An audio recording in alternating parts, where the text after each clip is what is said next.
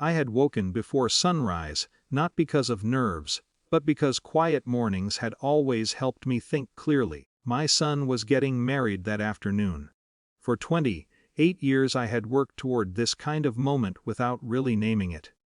Stability, a good family name. A life that looked finished in the right way. The house was silent when I made coffee. His father used to say that weddings weren't about romance, they were about structure. About two families agreeing that the future would be orderly. After he died, I tried to give my son that structure myself. Private schools, careful friends, opportunities. I never pretended he was perfect, but I believed he was decent. By 9 o'clock our driver, Victor, was waiting outside. He had been with us for nearly 11 years. A quiet man, deliberate in his movements, someone who treated the car almost like a small chapel, no sudden noises, no rushed turns. I stepped into the back seat with the garment bag holding my dress. "Morning, Victor," I said. He nodded once. We drove for perhaps 6 minutes before something strange happened.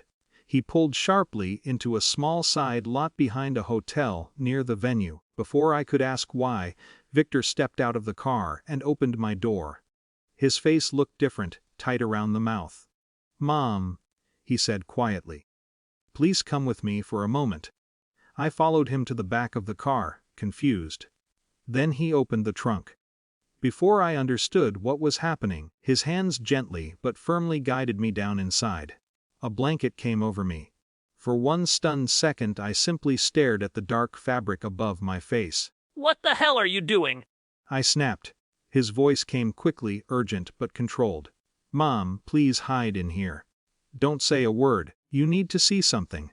Please trust me." There was a pause. Then the trunk closed.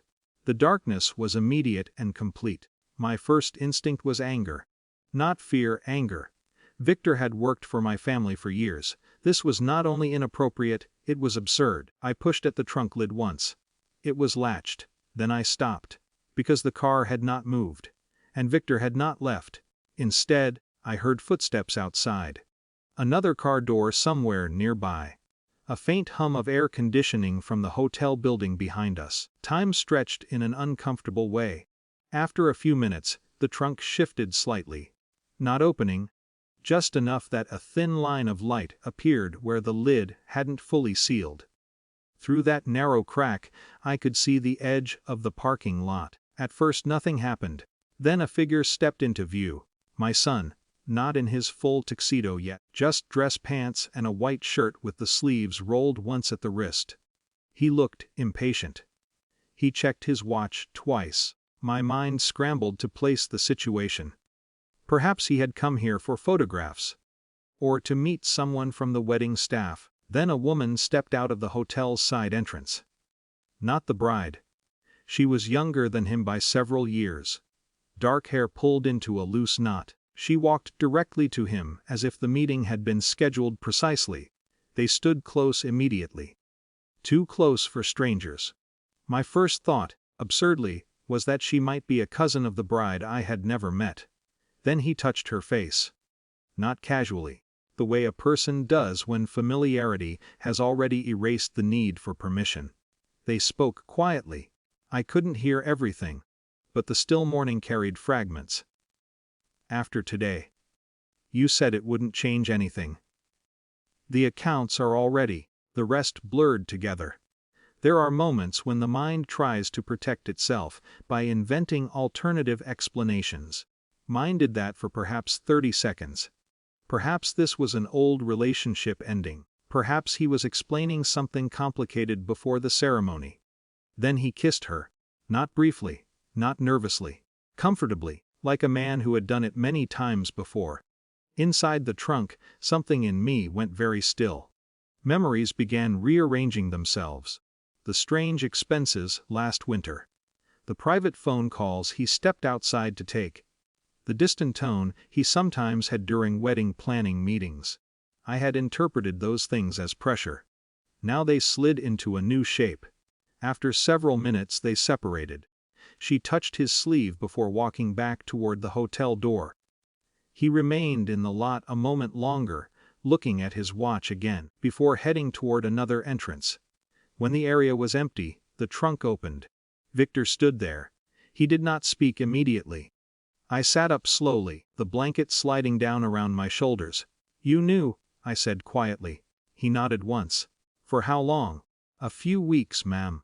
I saw them meeting while waiting outside appointments." "You could have told me." He hesitated. I thought it might stop, but the wedding kept getting closer. The morning air felt strangely cold. Victor closed the trunk and waited beside the car. "Do you still want to go to the venue?" he asked. It was a simple question, but I understood the weight of it. I looked toward the hotel building where my son had disappeared. "Yes," I said after a moment. "Take me there." The ceremony hall was already filling when we arrived.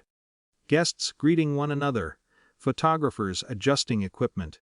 The quiet hum of a day that believed it knew its purpose. The bride's father approached me near the entrance. He was a meticulous man who had overseen most of the logistical planning. "Good morning," he said warmly. "We're just confirming the timing for the processional." I smiled politely. Then I asked him a few small questions. Nothing dramatic. Clarifications about financial arrangements my son had made during the planning process. A few schedule changes he had insisted on privately. At first he answered casually. Then he began pausing between sentences. The pieces were beginning to align for him. Within 20 minutes I noticed subtle shifts across the room. Quiet conversations between parents. A planner being called aside, someone asking where my son was. The wedding did not explode, it stalled. Like machinery slowly losing power. Hours later my son finally found me near the back of the hall. His expression carried confusion first, then suspicion. "Mom," he said. "What's going on?" I studied his face. The same boy I had taught to tie his shoes. The same man I had just watched kissing someone else hours before marrying another woman.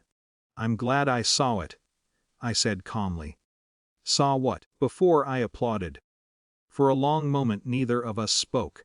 Outside, guests were beginning to leave in small, uncertain groups. Victor drove me home that evening in the same quiet car. Neither of us felt the trunk again. But the silence felt different now. Not protective, just honest.